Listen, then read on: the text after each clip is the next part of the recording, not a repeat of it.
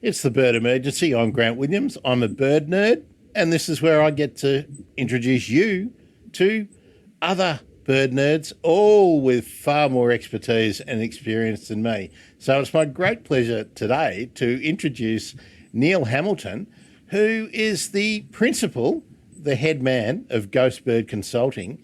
Now, those of you in Australia will have an idea of what a fair bit of our discussion might be about, given that name. But Neil, welcome. Thanks for joining me. How about we start with where you are right now and what you've been working on most recently, and then we'll take a trip back in the time machine. Yeah, good afternoon, Grant. It's going to be terrific to get on to what I'm doing. Presently, just been working at home, organising a few upcoming trips for the year 2022 and trying to organise some volunteers to come out for the future desert trips. We spend a lot of time. Okay, well, that's your current project, so fieldwork and monitoring, surveying with volunteers. But how did you get into birds? How did you get into conservation? Well, that's a long story. Like everyone, I think it dates back to when I had good parents that were very interested, and especially my father, in conservation. And growing up in New South Wales, around north, I worked in Tooronga Park earlier on, but coming back, we worked and lived on a place called French's Forest on the upper north shore of Sydney, and I was fortunate enough to get into Tooronga Park at an early age, around about 17, and from there started a keeping career with Tooronga Park. Can I just jump in on you there, Neil? How does, in the olden days when I think the horse and cart were done with by then, but how did someone get into zookeeping at 17? Because I think now the pathway is graduates only, isn't it? So there's got to be a story in that. How did you get into working at Tooronga Zoo? Well, basically, you just put your name down and register at the zoo at that time. And this is back in about 1973. And like everyone, I was keen to work with animals and wildlife. And I'm also got a keen interest in botany. But lo and behold, one day after my name was put in there, it came up and I started as a junior keeper in Tooronga Park. And from there, we had to go into they started also an animal care course, an animal wildlife course in Sydney Tech, and it was a 3-year course. And from there, we progressed. In those years, we had to work on all the sections, including marine, which was fantastic to get those life experiences and hands-on. And there was no vets in those days either, so we had to really do a lot of hands-on and moving animals and so forth. So that grounding at Tooronga, very generalist in terms of working with all the animals. How long did your career at Tooronga last, and did you consider yourself an ecologist without the university degree, or how did you view yourself? Where did you place yourself as a conservationist at that time? Well, at that time, from doing the courses and doing all the animals, I ventured out into joining the local bird clubs and the New South Wales Ornithological Group and museums. We also had a zoological society group, and for those that know Tooronga Park, it used to hold its meetings upstairs in the big entrance area. I met a lot of really good people in those days, and those people that came through and studying from the museum, people like John Disney, Walter Bowles, and even a guy called Basil Marlowe in the mammals. In those early days, you just touch base with those people. And we'd share a lot of knowledge and skills. I spent a lot of time in the bush with mates and friends like everyone else, and spent a lot of time bird watching. Travelled around the state quite a bit, spent a lot of time in different habitats, phytogeography areas. But in the early days, a lot of those animals they're looking after today and recovery plans. I mean, we had numbats for the first time there in the 70s. We had a lot of overseas animals, virtually a collection. And Edward Halston is a known collector, so you name it, he virtually brought it into Australia. And it also, those animals end up in a lot of the other major zoos. So we had a lot of connections through all the other zoos as well. And birds, at the time, I was never allowed to work on the bird sections. I had to go through the ranks, work on all the mammals. That was a fantastic experience. So from there, I got interested in a lot of mammals and reptiles. But birds was my favourite time, and studying those all the time with people. You just ventured out. You went out camping, went out travelling, and you spent a lot of time in the bush. Is a zoo career nowadays similar, do you think? Do people get the opportunity to work across the entire collection? And is there as much field work like you were exposed to for a beginning keeper now? Do you know? Is that a fair question? Yeah, well, it's a fair question. It's changed a hell of a lot. I mean, zoos used to collect, I used to be on the collecting trips and had my licenses to collect birds for the zoos. And we'd go out and collect the species mainly for education and conservation purposes. But the roles definitely changed from those early days under Ronald Strawn, the first director, who was my first director in Tooronga Park, put a lot of emphasis on Australian fauna. He steered away from exotics quite a bit, and even though they were always there. And then the open range zoo came on board a bit later. So big animals got moved out of the major zoos into the open range zoos. But connections around not just Australia, but the world, a lot of things were changing with recovery plans. We just didn't have that stamp collection. That through those 70s, there was a stamp collection. Going into the 80s, it changed it quite a bit. As I moved through the ranks in the keeping areas, we end up, as a curator later on, we end up organising meetings every year to work out the aviary or the bird collections. And that was quite a hard task at the time because we wanted to bring species, I guess, into different categories and 1 to 4. And we actually tried to look at the important ones of the day, of that sort of time that were on the threat or going extinct or had some possibility of being going extinct. So we used and divided certain criteria. We also listed species that would need help in the future. And some places like Adelaide Zoo had the big breeding collection of golden shoulder parrots. I mean, in the 70s, that was the thought there. Even back that time, I didn't know golden shoulders now are heavily worked on, and through various reasons, they're probably going on the brink as well. And there's some great work going on there at the moment. But we had things like orange-bellied parrots. Adelaide Zoo had orange-bellied parrots in the 70s, and then there was a guy in Tasmania. So we'd done a lot of homework collectively. So we've jumped from Tooronga to Adelaide and Tasmania. You started at Tooronga when you were 17. When did you finish at Tooronga, and where were you in the pecking order at that stage, and where did you move to after Tooronga? Well, through those years, I went up the ranks, as you do as a keeper, and up to a head keeper at that time in Tooronga Park. And over that period, it was really developing those hands-on skills and life skills that I guess these days I like to be a mentor to a lot of those people.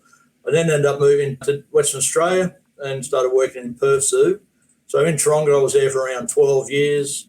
Things came along, life changes, ended up getting married. And when I was on exchange in Perth Zoo, I met a lovely lady and her family's been terrific. And we ended up moving back in 84. I started back in Perth Zoo then as a keeper. And what was the collection at the Perth Zoo, excuse me, like at that stage?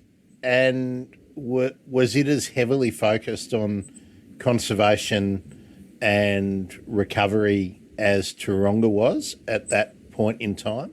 Oh, yeah, it started to, the trends in all the zoos in Australia and around the world started to change quite significantly. And I guess through those changes, times change, but the people you work with have a keen passion for wildlife and research and protection and all the other. But the director at the time, a guy called Tom Spence, had a lot of connections overseas. He came from the UK, Scotland, so he developed a very significant bird collection, and it was quite outstanding. And to say the least, there's some outstanding keepers there, and those keepers were passionate about their work.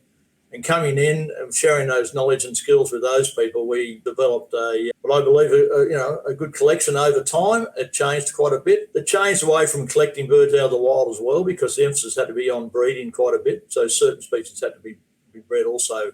And those species were then shared with all the zoological gardens around Australia and if not the world. So that's a really interesting area to go down, which I probably will come back to it. But when you arrived at Perth, the collection, I imagine, would have had a lot of West Australian species, and a number of those now are on the brink.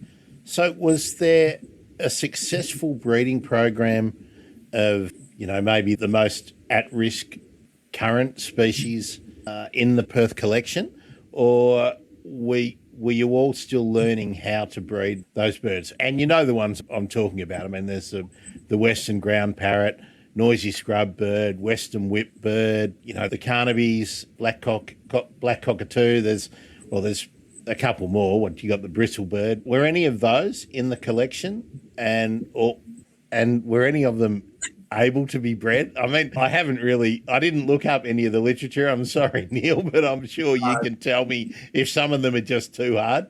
No, the collection was quite unique in itself. And of course, there was the black cockatoos, all the species there. There was a number of other golden shoulders, the reefers, big collections of birds. But the idea of those times was to bring in some sort of strategy, as I said earlier. So under recovery plans and species management plans, the zoos were trying to coordinate a lot more emphasis on those species. But as far as the rarities in the scrub birds and everything else, so the only time they ever came in, there was a great guy called Stephen Davies that I had a lot to do with, and he passed on recently, and terrific. And he also kicked off a bit of bird life that I've been a member of since the 70s. But on top of that, he had a big emphasis on looking at those species you mentioned, and the scrub bird actually came into the private hands more so than the zoo, but the zoo actually shared some of the knowledge. But the private people through CSIRO were approached because there's some great aviculturists out there that do fantastic work. And even today you see them leaning on species that were coming through at the time. And orange-bellied parrots was quite significant, carnabies and various other cockatoos. So we had a collection, but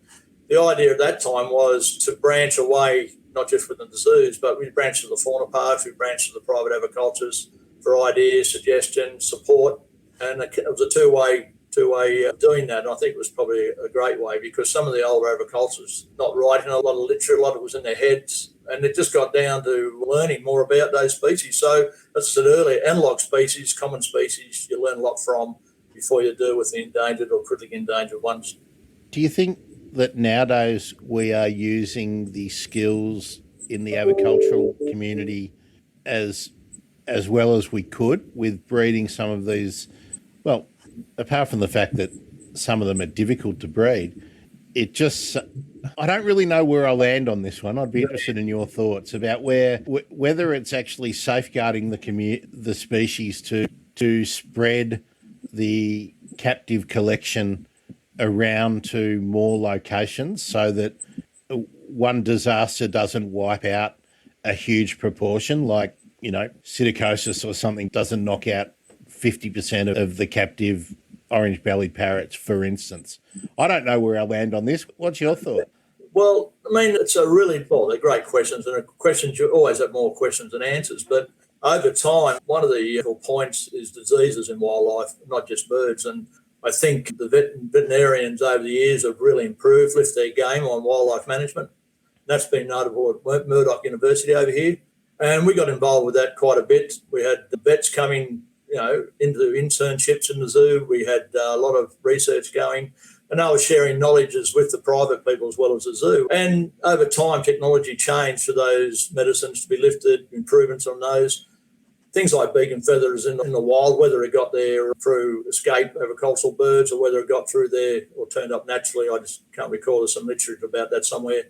But even when I was collecting birds in the 70s and 80s for the zoos, parasites were in robins that used to come off farmlands and stuff. So there was turning points all the time. But coming back to the question where they're helping, I think people are helping all the time, and you never stop learning, and we're increasing that knowledge. Diseases, to me, is a major factor when you try and do a reintroduction or a translocation of captive birds. And I think that's pretty important all around because of the fact that it can infect other birds. And cetaceans, or the parrot species around the world, are very on notice about that.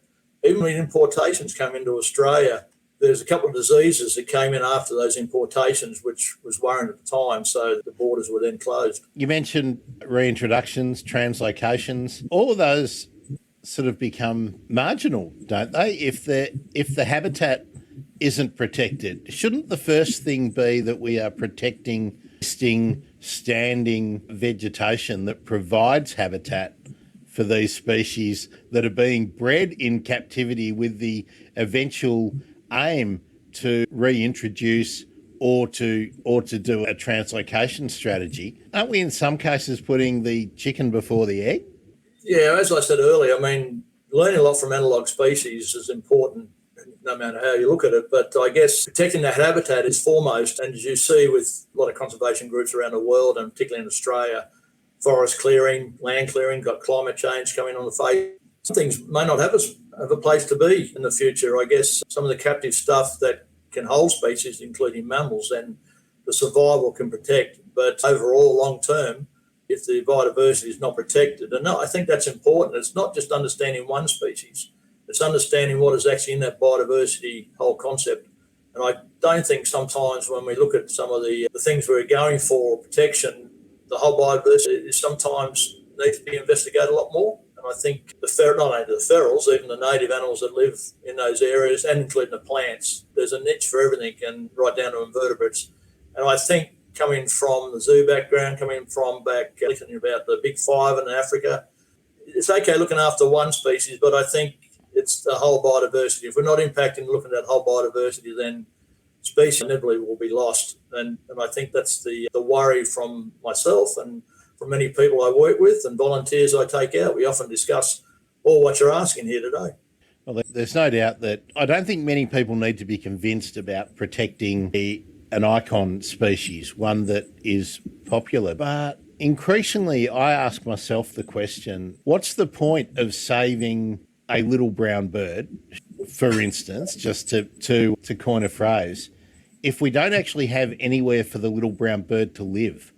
I really struggle with the idea that institutions and governments are all on board with saving the iconic species, but they don't seem to be lifting a finger to be saving significant areas of known habitat. They balk at taking that final step. It seems to be, I don't want to label it greenwashing, but it seems to be the easy option and far more acceptable for us to say, all right, let's give $500,000 to 2 private sanctuaries to build up to insulate a safeguard population and insulate against the risks of extinction. What's the point of spending that money, but then not spending 2 or 3 million to buy existing pockets of known habitat and then ensuring that it is livable? Are we close, do you think, in being able to bring the community, therefore all the decision makers and the bean counters, along to the next step in the journey? And it seems like, to me, the logical step in the process.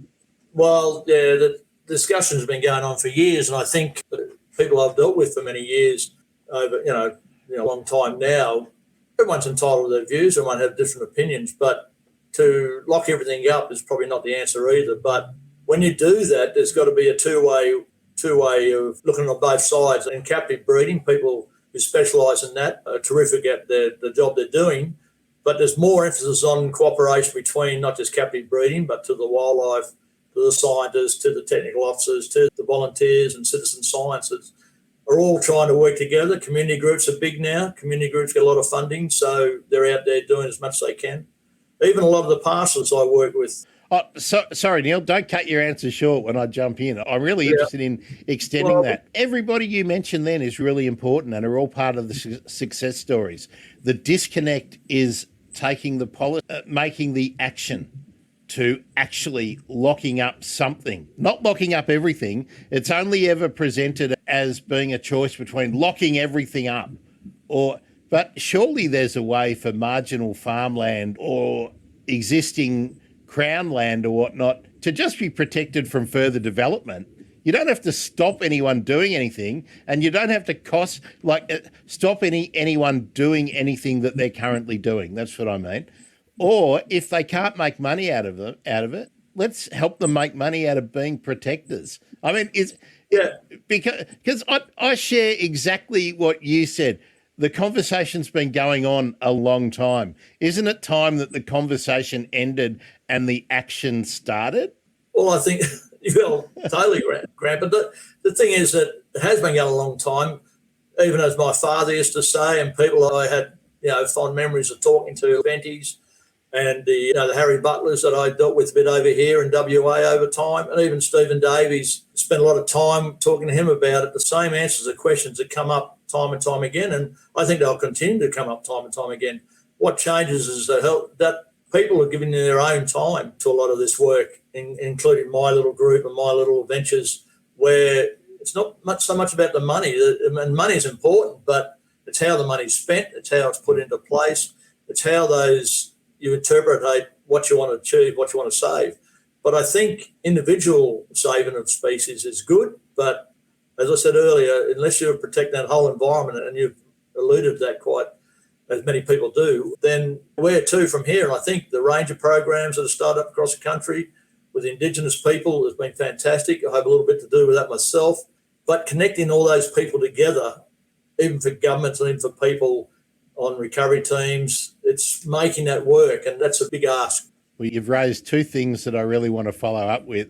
But first, I want to give an acknowledgement to the debt that I owe David and Vincent Saventi, never having met them, but having collected every issue of Australia's wildlife heritage and cherishing those 7 binders, the volumes of all of that great natural history stuff.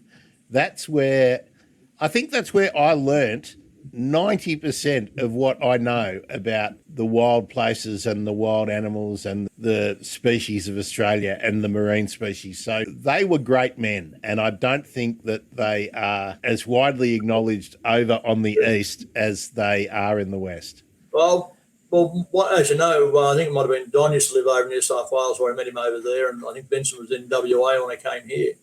And having met them quite a few times and having similar discussions, really, like I did with Harry Butler and done with even Darryl at the time. I've got all his paperbacks. He was fantastic in his new way of looking at the zoos. And you just look at that Jersey, fantastic courses he runs there for people. A lot of the skills and knowledge come out with Madagascar, for example. He focused on that one place there. And before his time in some ways, but if you look at those early, as you said, for Saventi, even go back to when I was watching this walkabout on television with my father. I mean, that was a fantastic show. And you had all those other shows that, the Leyland Brothers, and you'd sit there in your TV room and watch those things and say, I'd like to do that one day. But what actually drew to me is getting out there. And I think, we've got what I call a little bit of technology coming along. A lot of it's really good, but you still cannot be living in the wild, living in that field environment and not having showers for a while, and a lot of areas take you to places that, might cost you a bit to get there, like a lot of twitchers and birdos will fly to the nearest thing that comes into Australia. But I watched all that I laugh a bit, like many other people. I've spoken to people who have taken off to chase those things, but I've been fortunate enough to work in various places, and I think I mentioned earlier, I spent a bit of time in New Guinea in Mount Hagen. That was fantastic in 78. A 24-year-old living up there, and I'm thinking that broke my back to go and explore more. And that bloke me that if you can do that, I'll do anything and travel the world a bit, which I did. I don't go on those kind of twitches, but I really love that other people do. I think it just highlights the passion for birds, which is why we're talking. Now, you mentioned New Guinea, Mount Hagen. So that means we've jumped in the timeline a little bit. How long were you at the Perth Zoo, and what was next? 18 years I was in Perth Zoo from various stages. When I came over, I spent really good years there. The zoo changed. Native breeding programs came along. They're fantastic. They've supported a lot of wildlife. The cooperation right around government and private has improved a hell of a lot, and I think that's taken myself coming into retirement an eye-opener to share what I have, those skills I have, to pass that on to volunteers and try and be a mentor. One thing I notice a lot, that I do a lot with students, and that the mentoring is so important. So if I can leave that legacy and mentor a lot of great people and a lot of great students coming through, and I'm dealing a bit with Curtin University on some other areas that have been fantastic. And one of the ex-students that was, an honours student and PhD, we're working quite close together on a lot of the aspects of her work, and then takes it into the desert. But New Guinea was good. The zoo was fantastic, and I've just moved into wildlife research a lot more over the years. And as I said, moving into retirement. Okay, well, I promoted our discussion as the story of the ghost bird. So a lot of your research and your efforts now are in the night parrot, the mythical ghost bird of Australia, which when I was laying on the lounge room floor as a 10, 11, maybe 12-year-old, I don't know, loving my Australia's wildlife heritage to death, we were wondering whether anyone would ever see the night parrot ever again. Was it still out there? And there were enthusiasts of both sides of the argument. No, it's gone, or yes, it's out there. So how did you get so interested in the night parrot? When did your interest in the night parrot begin, Neil? Well, like a lot of things, I mean, you look at it in boyhood, you read the books, you look at and through the zoo times and through the wildlife research times, you'd come across a lot of things that were happening, and parrot was always there, whether to be found or not. And John Young did a terrific job doing that, I guess, for his time. And prior to that, we worked towards in the arid zones quite a bit. I was fortunate enough to go out there and spend a lot of time there, both work and privately. And over time, I got to know a lot of the pastoralists. So a lot of the pastoralists would tell me stories. A lot of the other people that I spoke to around the environmental and wildlife research areas, it's extinct. And that was the bottom line. It's gone. Papers were written that had gone. And then I was fortunate enough to see one in 2009 with a colleague. And prior to that, the people who were out there at the stations and the caretakers, they actually had seen the birds, and their fathers and forefathers had seen that bird living in the areas that I've been going. Did it frustrate you that the idea that it was extinct was so firmly held in academia?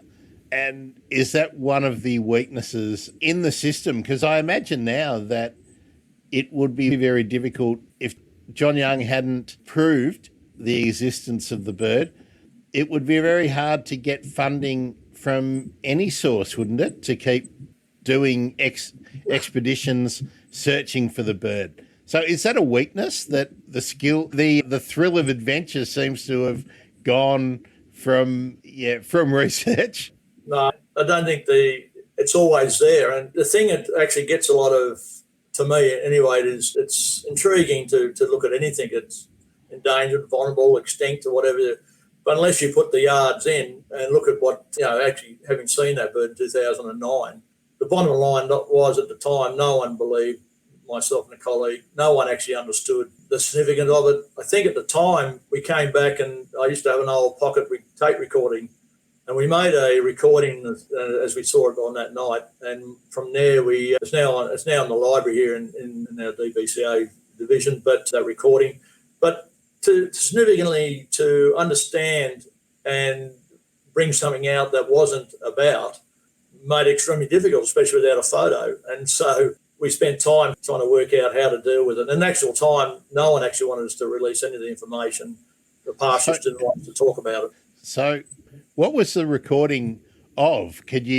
Was it the bird calling, or was it you and your colleague saying, hey, this is what we're seeing right now? Or tell us about the recording, and then tell us about that conflict with no one wanting to talk about it because it might have impacted on significant, I'm assuming this is what you were saying, why the pastoralists would object, because it might impact on their economic activities. Yeah, rightly so. The caretakers, the pastoralists, who over the last 20 years I have a fantastic respect for. And from there, I could understand where they were coming from. I could all understand the big questions at the time. How do we deal with it? We had little meetings between our group out there at the time, and it was so frustrating to think how to deal with it.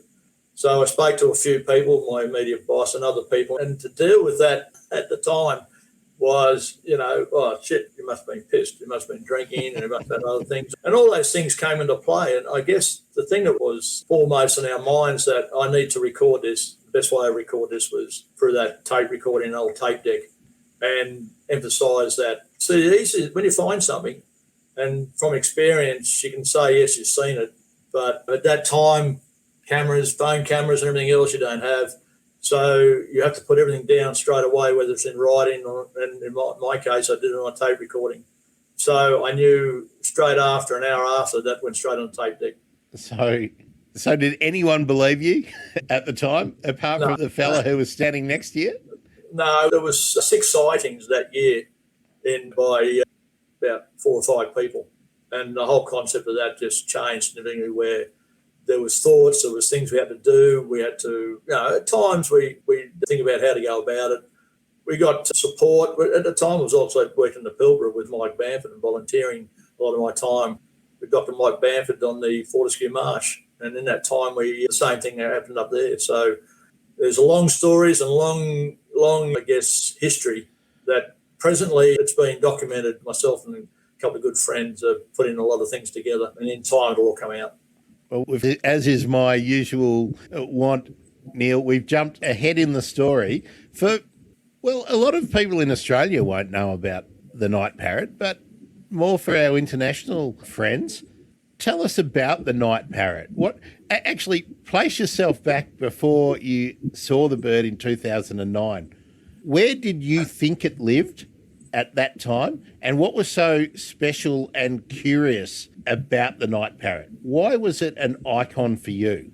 Oh, well, when we actually seen the bird, and previously a lot of work, I spent a lot of time out there, and I used to talk to colleagues and say, habitat's right. Well, I did a lot of research, of course, like many other people on individual things. And prior to actually seeing the bird, it was in the back of my mind all the time. I'd actually done a lot of work in the Pilbara as well, as I said earlier, after sighting with Rob Davies, and various things happened up there. And we discussed it at length, but at the time, it was hard to believe, I guess, in the concept that who's going to believe us. But when you have 4 or 5 people and the habitat and the similarities that were happening, I knew we were on the money in the contents that, yes, it's here. As I said, the parcels out there had been interviewed a long time, great friends now that had their fathers and husbands and partners that have seen the bird. And today they still record and report to me on the same token. They send me the latest, which is fantastic, because in the areas we are, they're not protected areas, but there's several locations there now that the bird is doing extremely well. And with my small group and the volunteers, we're just trying to tap into some of the things. I think ferals is a big problem with it, but the bird itself, I think, is subject to fire a lot more. But that's not here or there. There's a lot of discussion still going on in the research. But the thing about the night parrot is that it's nocturnal, right? Yeah, very much so. Sorry, I was going to say, when you're out there, the bird will come to you most of the time. Yeah. I mean, you just have to sit quietly. And like a lot of birds, a lot of animals, they tend to know the sense. They sense you there. It's like your own dog knows you're there. They'll come and see you. But when you understand the environment it lives in, and not just that bird, many other animals that we're actually detecting there now, it's extraordinary. I mean, the desert is to me a frontier that scientists and researchers and all the biodiversity out there is still untouched. We've done a lot of work at various half-hearted sort of things that have been done out there, but to spend time, as much time as you can. I mean, the coastline, Australia's coastlines and islands are very well researched, very well explored, but the deserts to me, and in a particular area I've been going for a long time, something new every day, even taking what I call great volunteers and expertise in their own right, from spiders to plants. We share that knowledge together, and it's a small group, small team. Different people come along at different times, and we don't have any funding. I mean, we just go out spend our own time, own money. I do wildlife tours at the moment. And in the early days, I was confident in my own budgets, but much to discuss with my wife and family here. But at times, they knew what I was wanting to do. And I think the fantastic thing of that was they were supportive. At times, they could see the look on their face, but at times they knew there was an objective there to continue. Well, that was important. Neil, I would love to come along on one of your tours. The desert is somewhere that certainly haven't spent enough time in. Certainly not the West Australian desert. And it's a far different beast to that which we find here in New South Wales, Victoria, and South Australia. But there's a lot of stories. There's a lot more stories, and hopefully in future those stories will come out. I mean, as I said, we've been doing a lot more work in different aspects of this, and people that I know and people I've worked with have been tremendous. And on the other side of that, the out there will continue well past me. I've just got to leave a legacy, hopefully to leave it on some great people that will follow through. I mean, we've got a big banding site out there as well, bird banding site, which emphasise a lot of the things that are going on. So, we're working hard. Now, you mentioned the Indigenous Australians, the traditional owners, and who were still had links with the land in 2009. I want you to, again, try and cast your mind back then. How much were researchers tapping into Indigenous knowledge and giving real credibility to what those groups who had been on those sites, and their method of recording history was the oral tradition? How much credibility did the the science community give to observations that they were telling you and people like you about the night parrot? Oh, a hell of a lot. When we started going there and things were working through with the Martu, I guess, we developed a lot of good connections, and myself in particular, along with a guy called Simon Cherry. And we worked on different aspects as he started doing his PhD with me out in the deserts, and he asked for help. And to see a big guy cry when you catch a wedge-tail for his part of his PhD, I mean, he's done some terrific work in that area, and it's going on today. And we connected with a school out there, a place called Walloona. Once we connected with the school, we introduced little programs together with the kids. The teachers came on board, the community came on board, the elders. Been terrific. And there's heaps of people there that can tell you stories that you sit there and wonder about. Wow, they've got stories and I've got stories, and to share that knowledge together. And we're passing that on to the children. And that to me is one of the most things that I got out of the zoo days. Education and the children are coming through the next generations. If they're not picking up a lot of this stuff, then I'm wasting my time. And I think the people we work with and the elders out there, they know it. They often tell me, we often sit around in the bush, we look at different things, we share knowledge on land quite a bit. They're so helpful. And I think Simon, myself and others have come along board and we've shared that knowledge. Working together, a long way to go. A lot of communities have, like many other communities, whether it's white-fella communities, black-fella communities, we all have issues and problems, but together we share that and work through it. But the kids that are coming through, they're really keen and they're going to school a lot more. We had a big roll-up last year of 30-odd kids in the local school. And when you see that, this big blow, my heart just pounds out and saying, well, we've got to get through them, and they're coming on board. Simon and other people that have developed this program for the kids is second to none. And the two-way science is on board now too, that we see a lot in WA.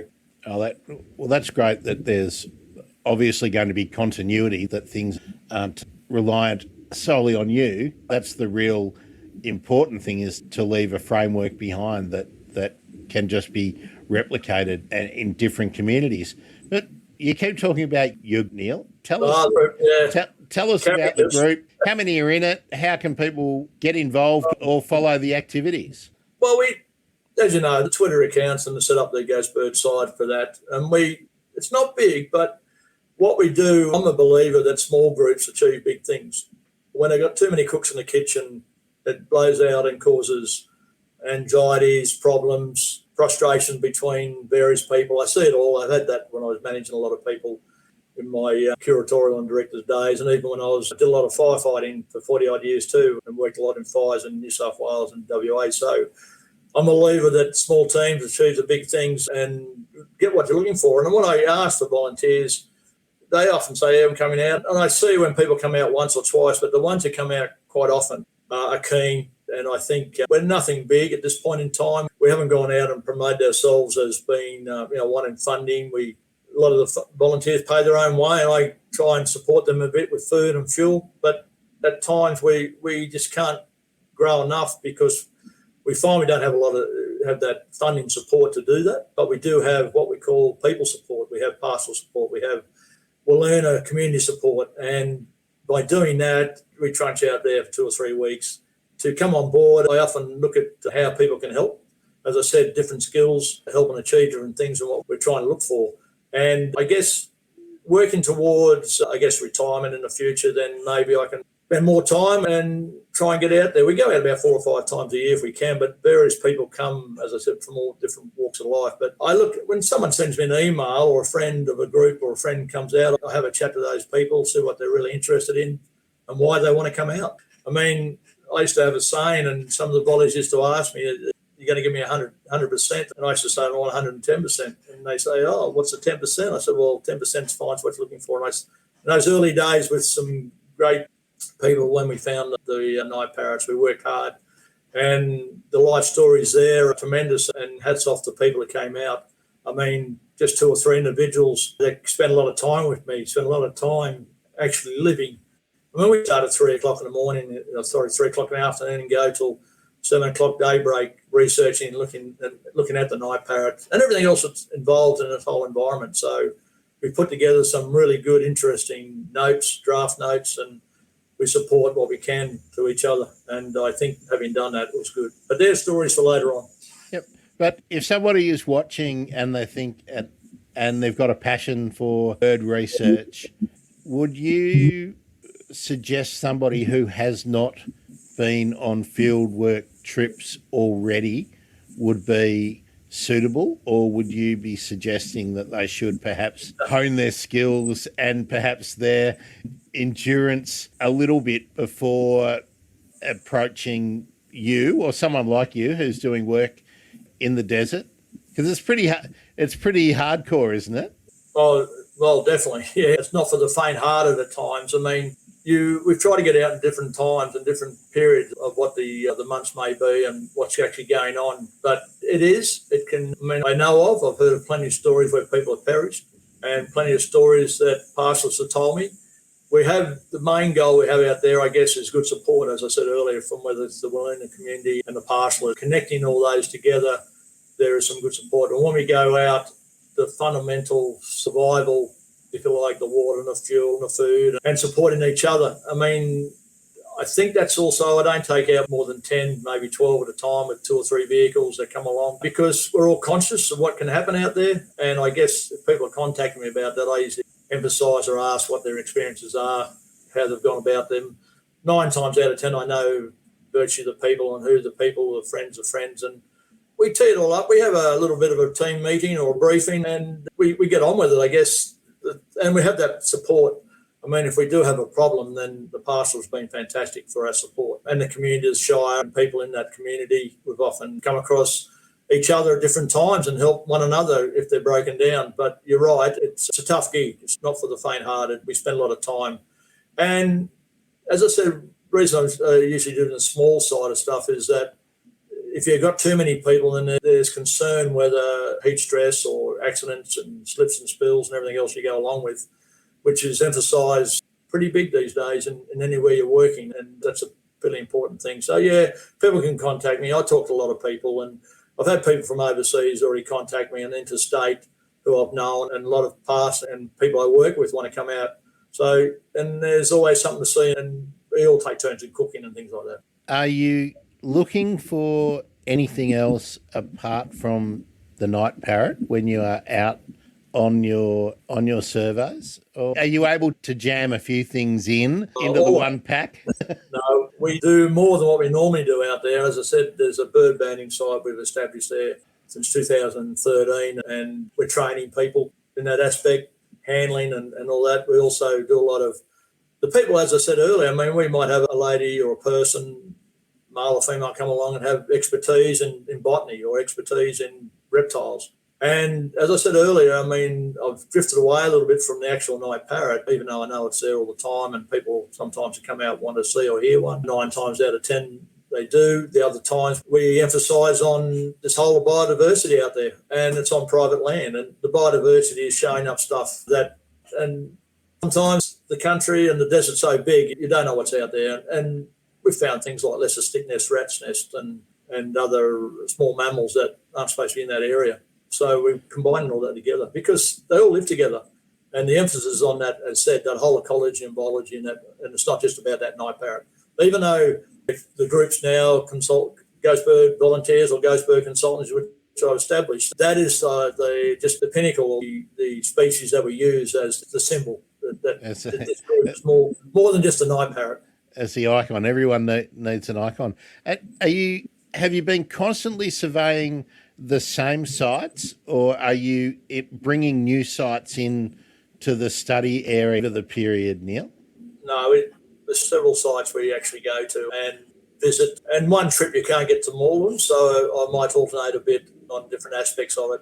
The pastoralists have been, actually said, been tremendous, where you can duck in and get support from those people. Without their support and without their contacts, I guess, you could be left stranded. And that's when problems happen. That's where people perish. That's where accidents happen. We meet people on the road. I've met people all the time and ask what you're doing and sharing various aspects. No, it's not. There's several locations we go to. And I mean, we started, I think I didn't mention that earlier on, but I think when I started going there 20 odd years ago, there was only 70 species of birds there. And we were up to 161. And things that you thought weren't going to be there are turned up at different periods, different times of the year, whether it's been heavy rains or dry periods. We come across, and I actually do a lot with the WA Museum a bit as well. And as I said, being associated with Curtin University these days, they're pretty keen to establish more research. That's what I'm after.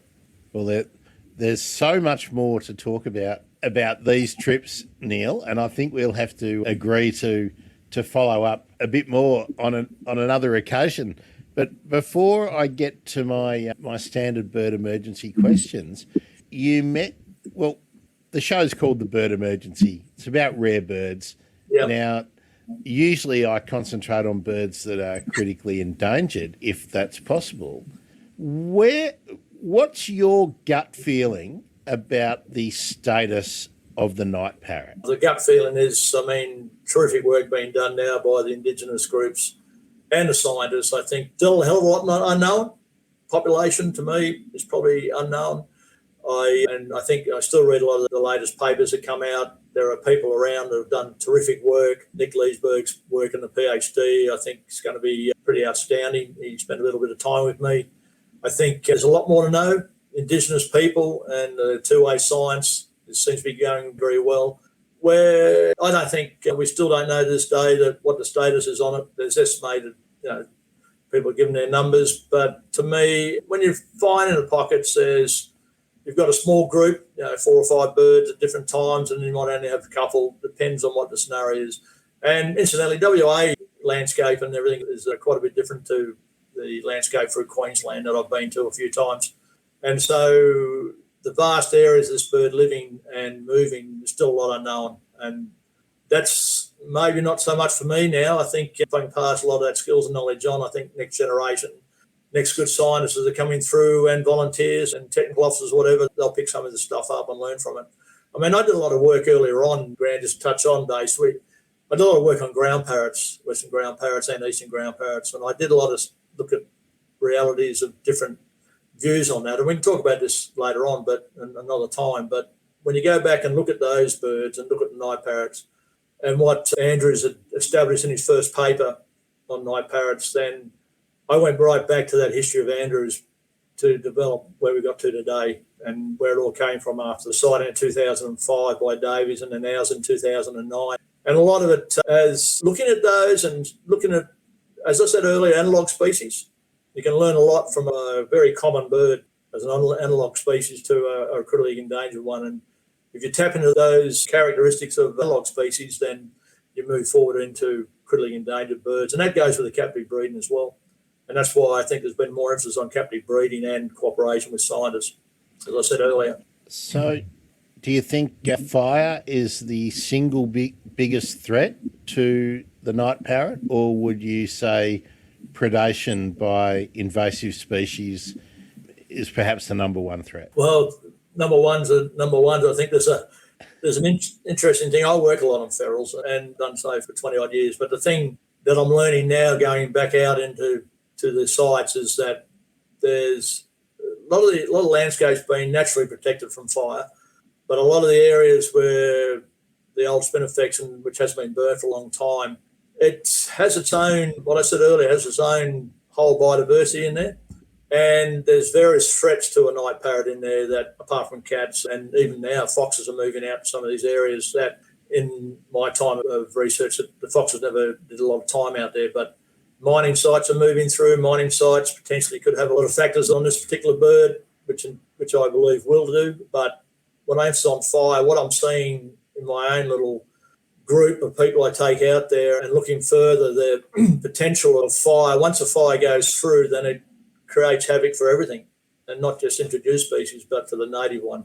And that's why I have a bit of an emphasis on fire. So fire to me, with this night parrot, is up there. Ferals is also up there, but the ferals come in after fire and wipe everything else out. But I think fire, once it wipes the landscape out, and you've seen that on the eastern seaboard, then you've lost a lot of stuff, including what you've been researching on. And I can't emphasise enough, biodiversity in that landscape is so important, and you've got to know everything that's going on and and you never know, you never stop learning. So that's the key in working out there in that desert. It's going to be quite exciting, I think, you mentioned Nick Leesberg and all of the other people who have been doing fairly long-term studies now, or significant time studies on the bird at the same sites, returning over and over again. It's going to be exciting to read their findings and then see what develops, what the next group of PhD candidates pick up and run with. I think we're in for an exciting time when it comes to talking about the ghost bird.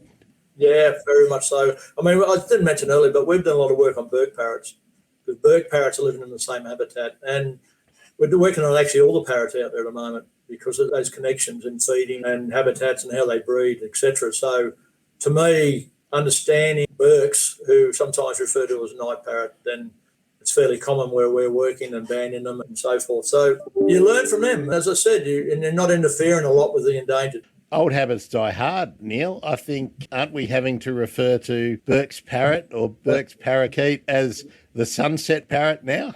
I love it. I love the Sunset Parrot, and I've used that a few times. And as I said, the pink cockatoo instead of the major, and things that are coming through. I've seen a lot of changes, as you have, and it's changing all the time. But I love the word sundown parrot, and I also think that's when you see them the best time. But to work with them and to look at those birds in that environment with the night parrot and the mulgars, and as I said, I think we've got 7 or 8 different parrot species out there. We're looking at the generalistic of what they're doing, and they're all in the night parrot habitat. And the other side of that, we've got raptor species there that Simon and I have been touching in on, that predation, certain raptors out there. But these are all stories that we can talk about again in the future, but we're looking at aspects that are affecting the whole sequence there, not just introduced, but native. And I'm a big fan of the bird names for birds. And the more Indigenous names that we can get into common usage, I think the better. I think it's a little bit difficult in Australia because we've got so many different Indigenous names that refer to the same bird, but I'm sure we can overcome that in the decades to come. Oh, I certainly will. I think that's another change in way where we're working a lot more with the communities, a lot more with the Indigenous groups. We've got a range of programs that are going right through the country, and I think having those range of programs is, to me, I think when I look back where I was in 2005 and 9 with the night parrots and working with people in the Kimberley, in the Pilbara we had Indigenous people at the time I was there with Mike, looking for the birds, sharing their knowledge. And I think what we're doing now in the communities in the school at Wiluna and what we're doing with the pastoralists, it's very hard. It's not, don't get me wrong, it's a really interesting world when you deal with pastoralist communities and people. Generally, there are tough times out there. There have been tough times.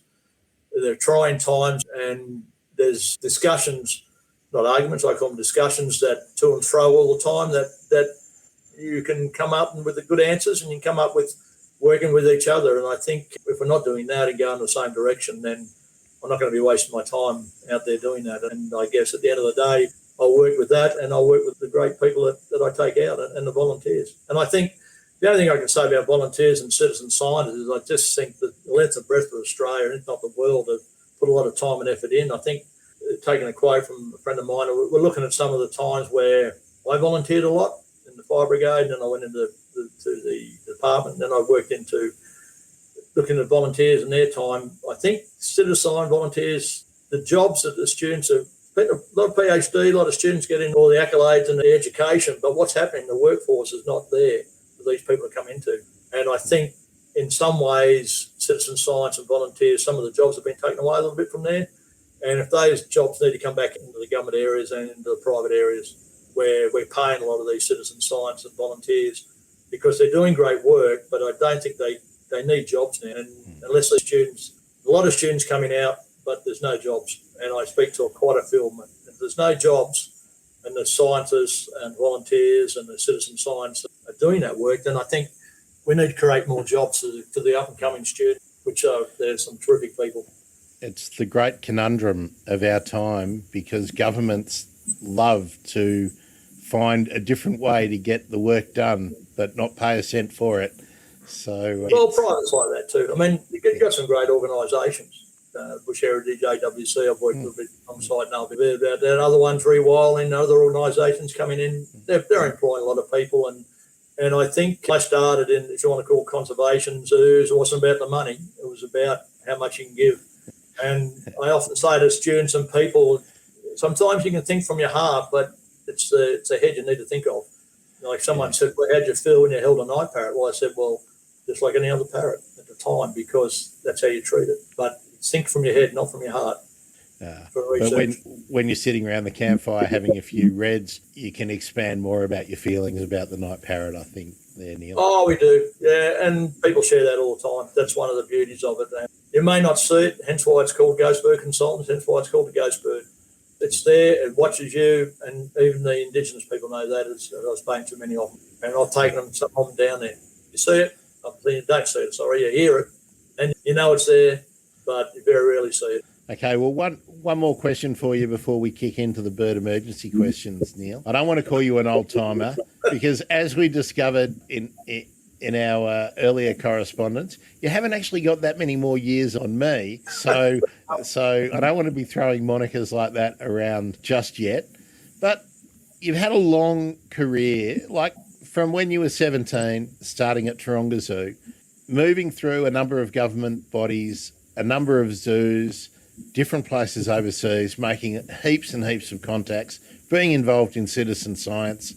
What do you think is the greatest conservation success that you've seen? For me, I mean, eradication of islands around the world are protecting species now, whether it's mice, rats or cats, and protection of islands is up there for me. And as I said earlier, I've done a little bit of work on Christmas and Cocos, but there for other times. But I guess, islands, some of the arc stuff, I think the fencing area is a great idea. I think the emphasis on focusing on mammals in there, I think they're looking more to focusing on some of the other species that can live in those environments. So I think we're seeing peninsulas fenced off now, protecting a lot of species. That's a good thing. But I guess for me, a lot of the island work I've done over the years has been up there amongst it all. Well, that's just given me some more ideas of some more people to talk to in the future. Neil, we will have further conversations because you've raised some really good issues that I want to look into a little bit more. So I will invite you back. But before we wrap up, I've got to ask you the bird emergency questions. So are you ready? Yep. Neil, what is your field guide of choice? Whoa, geez, well, believe it or not, I carry 4 or 5 around with me because I like to look at all the different, whether it's wing molts or patterns on birds or birds generally descriptions. So in the early days, I had slater quite a bit over in the eastern coast. Pissies and the latest bird life one I use a lot now. And I use the apps a lot. I think the apps have been a godsend for me. And writing a lot of the notes I used to do, doing the bird apps, I adding the data in, I think is really important, given that I travel a lot. And it's made a life-bearing thing for me. Okay, so let's extend that answer a little bit. Which apps do you use and which apps do you use to record your data? Well, I use the BirdLife for recording BirdLife data app, and I use the Morecambe app quite a bit. But I never go past because I always have the field guides with me as well. Because when you're around the campfires and someone's got a question, you can go back to the old Slater books, or you can go back to Pissies, or you can go back to the Simpson and Days and all the others that I carry. You can look into those and just share. I think that's one of the beauties about camping or field work. If you can sit around and talk about your day's events, then you can talk about an individual bird as well. Isn't that one of the great things about sharing experiences with other birders? But the thing that always amazes me is how the same bird can look so different in 4 or 5 different field guides. Yes, yeah, very true. And there's another one coming out by WA Museum shortly that Ron Johnson's doing. So, yes, and that goes for around the world. Even when I travel through Asia and America and UK, you see those similar books, and there's a lot more seem to come out all these days, and it costs a lot of money. I mean, my father and I used to spend, and I inherited a lot of his books. And one day, I don't know where they're all going to go, but some of them that I have good fond memories with, of certain people I got to know. I said earlier, I mean, there's people who have asked me, and you'll see I'm quoted quite a few times, different books. But I guess at the end of the day, technology is coming forward. I do have some concerns with playbacks, I guess, and I do have concerns with disturbances on wildlife generally.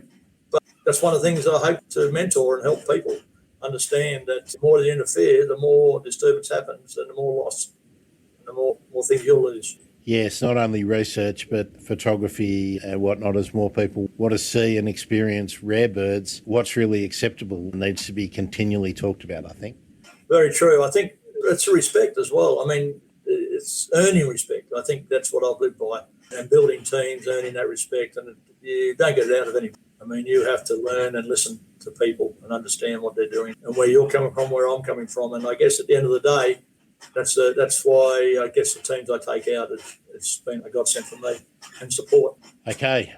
What is your favourite / most essential piece of equipment when you are out on your field work? What can't you live without when you're out there? Can't live without, apart from water. Well, I have a backpack that's always ready to go like everyone else does probably. I often get asked if someone needed something, they'll have it. So going through that, I've learned the hard way. I've learned to take what I could. So I guess, good question. I think apart from survival gear, the normal standard stuff, and having plenty of water, then I guess the sat phone's pretty important, or an EPIRB for where I'm going quite a bit.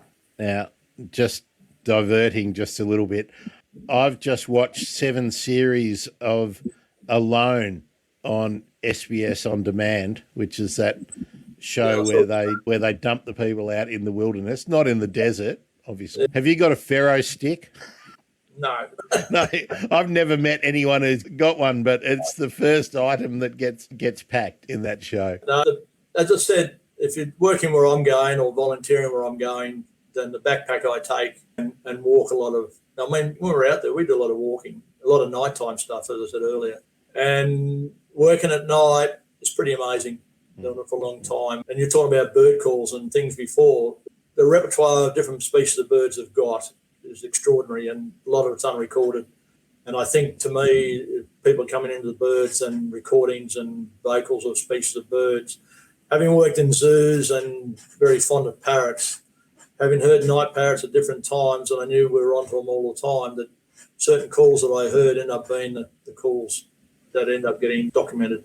And I think that was a really intriguing way. So if I was a young up-and-coming scientist or keen person, then the repertoire of vocals and species of birds is something to be looked into. Now, that leads in a little bit nicely, I think, Neil. Well, where's your favourite spot to go observing birds? My favourite, I have plenty of favourites. Well, rank a couple. I live in Perth here, so I'm right on Lake Joondalup. So Lake Joondalup's probably one of the best birding lakes for me around Perth because I live nearby. I've been here since '84, watched it develop all around and the species. Christmas Island, I spent a lot of time on over the years, and a bit of cocos. And I guess the deserts. There's a number of them. Where do I start? Where do I stop, Grant? I mean, I've spent a lot of time right through Australia, different areas, and every time you go there, you know, apart from seeing the general things and everything else, you'll see the old one that wasn't there before. So, I don't know. I don't have any favourites, but my own backyard and then probably Christmas Island and the deserts are my points. Well, then, let's labour the point then, shall we, Neil? What's your bucket list location? Where's somewhere that you haven't been that you would jump on a plane, train, hike 1,000 miles to get to watch birds if you could? Well, COVID's locked a lot of that down, isn't it? But, I mean, when I've done a lot of the states, I guess Cape York would be on the bucket list if I was going to go anywhere to have a look around. I've done most of the other parts of Australia, so Cape York would be up there for a trip. I'm sure listeners and viewers might be surprised that of all the places you've been, you have not got to Cape York yet. That's right. So you won't be alone in that being a bucket list, I think, Neil. No, I've just done about every other place, but Cape York would probably be a place to go and have a good look at. Been offered quite a few times to go there, but I haven't found the time. Just like a lot of people haven't been in the deserts. As I said earlier, I mean, there's talk about putting that road through, the Central Desert Road, right through Australia. You've probably heard about that, maybe, but there has been talk about that going in. Could be a good, bad thing, I don't know. Yeah, I don't know. We won't talk about the edge effect today, but maybe we could talk about that another time. Neil, here's the toughie. Favourite bird, I guess. Yes, what's your favourite bird? Oh, dear. Well, believe it or not, the birds of paradise and bowerbirds have been on my radar for a long time. I guess they're up there. A lot of the parrots, of course, over time. But favourites, well, I'm not going to say the night parrot and the contents. I mean, it's something that I've worked towards and looked for. But I guess the birds of paradise that I work with up in New Guinea and in the zoos, I think stand up there, along with that Victoria crown pigeon. So which bird of paradise would it be? Raggy? There's 21 of them. So I guess the ribbon tail is up there. That's pretty specky. So is a sickerbill. But they stand out for me, even when I was working in New Guinea. Oh, sorry, we had a few over there. Oh, see, we didn't even get to Geelong. That's a whole other story. What's your bucket list bird, Neil? Oh, bucket list bird. Well, I don't know. No, I don't really have a bucket list. I mean, if I'm out and about, I'll look for something that intrigues me a little bit harder. But no, I don't have a bucket list. Was hoping that you would have said shoebill stork or something like that. Well, I used to work with them in Tooronga, so I didn't have to. No, I guess if you're talking around the world, I'd like to go to the Amazon, but I don't think it's going to happen because there's some terrific hornbills and toucans that I used to do a lot with in Singapore. So, no, I think at the end of the day, I just keep, when I travel, I can't travel much now, but when I used to, the wife and everyone go shopping, and I go to botanical gardens or birding. So, that's the way I look at it. I don't like shopping. I don't think you're alone with that one, Neil. Have you kept a life list? Like, have you got a number that you can quote me? No. No.